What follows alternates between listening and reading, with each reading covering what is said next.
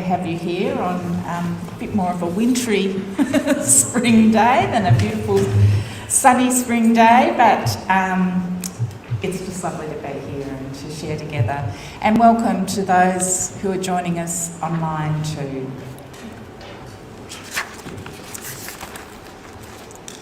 As we start today, I would like to acknowledge the traditional owners of the land on which we're meeting today, the Wurundjeri people of the Kulin Nation, and pay my respects to their elders past, present and emerging.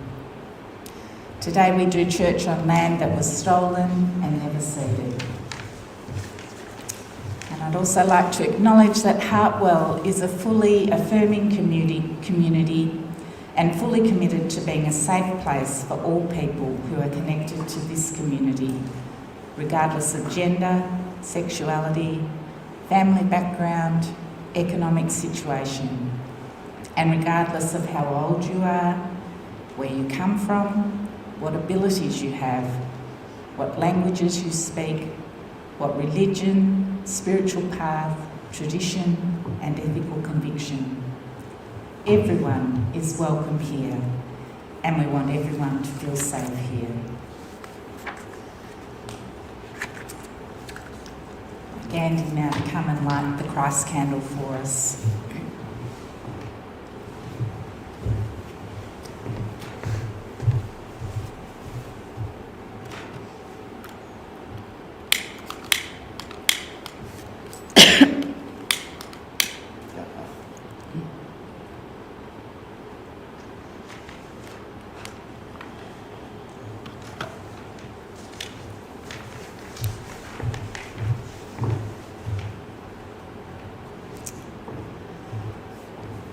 This morning we're going to be reflecting on new life, renewal and hope, using the beauty and images of spring and its lush new growth to help us.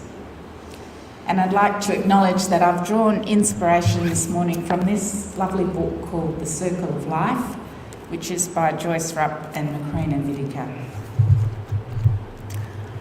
I'm sure you've all noticed that spring has sprung.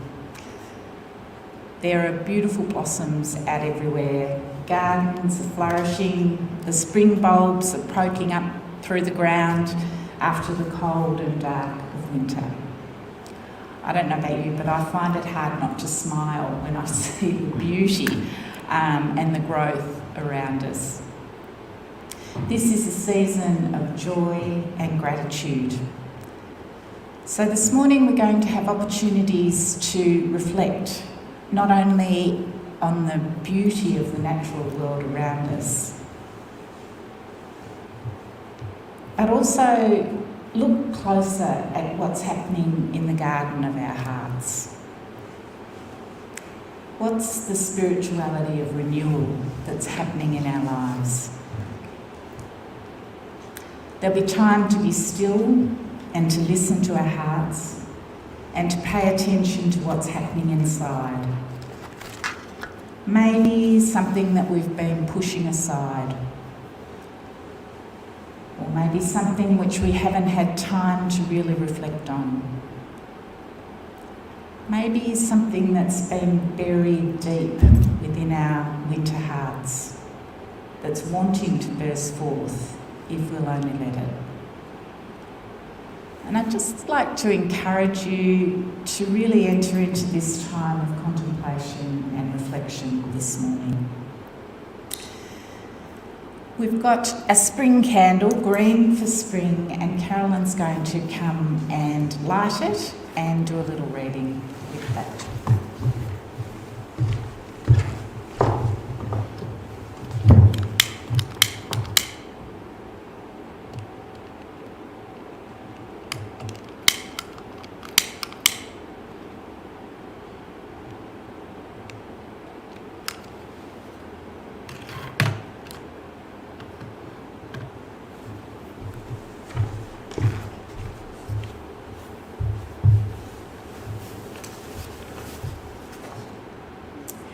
We light this candle for our springtime hearts, for that season when hope raises her head and turns our eyes towards the great blossoming, for the greening in the meadows, for the sunrise of new birth, for the thawing of the frozen land, for the newly planted seeds.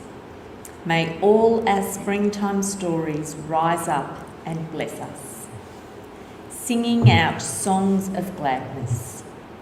And that's from The Circle of Life by Joyce Rupp.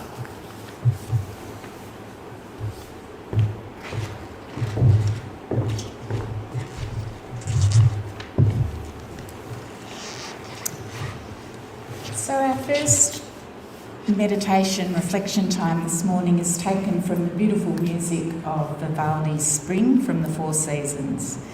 And accompanying the music will be some photos which Tim has taken. So thanks, Tim. So let's just enjoy and relax this beautiful music and photos.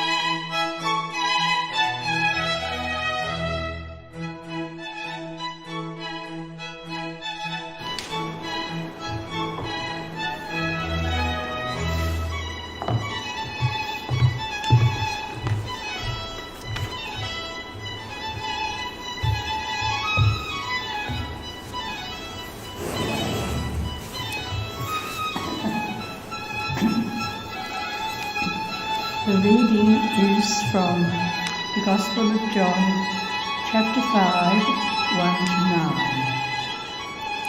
Sometime later, Jesus went up to Jerusalem for one of the Jewish festivals. Now there is in Jerusalem, near the sheep gate, a pool which in Aramaic is called Bethesda, and which is surrounded by 5 covered corridors or porticos. Here, a great number of disabled people used to lie: the blind, the lame, the paralysed. One who was there had been an invalid for 38 years. When Jesus saw him lying there and learnt that he'd been in this condition for a long time, he asked him, "Do you want to get well?" "Sir," the invalid replied, "I have no one to help me into the pool when the water is stirred. While I'm trying to get in, someone else goes down ahead of me." Then Jesus said to him, "Get up, pick up your mat and walk." At once the man was cured. He picked up his mat and walked.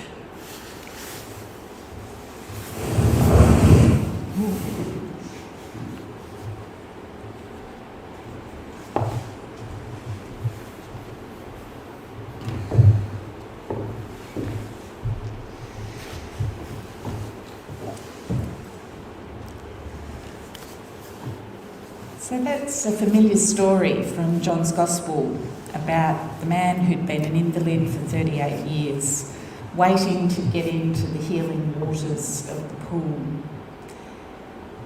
And when Jesus comes along, he asks the man, "Do you want to be well? Then get up and walk." I don't know about you, but sometimes in life I get stuck. We're so used to living in a certain way that even though we might want to change, it just doesn't seem possible, and we give up trying. I think it's significant that in the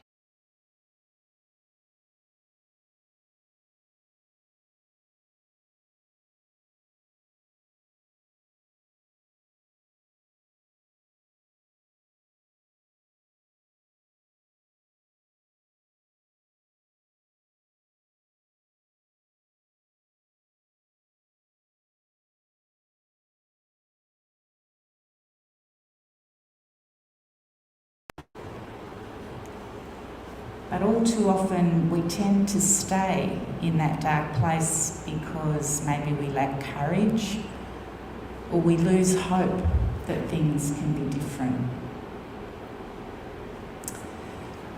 We're going to take some time now, and it will be quite a decent amount of time, to reflect on the questions that are going to be up on the screen.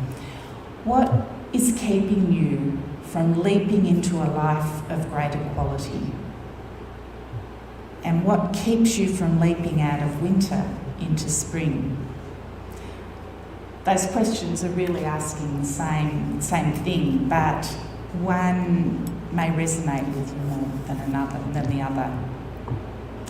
So what I'm going to suggest is there's paper and crayons and pencils up the front.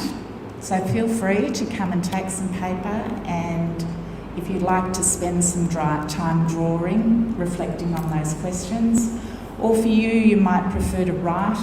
Drawing might not be your thing, it's not mine, but you might like to write, and there's pens there with the paper. You might just want to sit in silence and reflect on those questions, whatever is right for you. So I'd encourage you, find somewhere, wherever, don't feel you have to stay here. And when the time's up for us to come back together, Beryl will start playing a little bit on the piano. So just take this time to reflect on those questions. Allow yourself to go deeper into your heart. So often we don't have that time to do it. So just take this moment to really be attentive to what's happening inside. Enjoy.